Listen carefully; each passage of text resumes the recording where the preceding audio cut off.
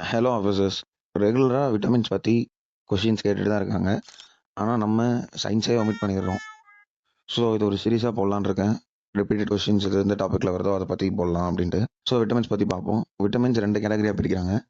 Fat soluble and water soluble. Fat சாலிபிள்னா இது நம்ம பாடி ஃபேட் அப்சர்வ் பண்ணி வச்சுக்கோம். இது நம்ம டெய்லி இன்டேக் பண்ணணும்னு அவசியம் இல்லை. இது உடம்பை விட்டு வெளியேறது கஷ்டம்.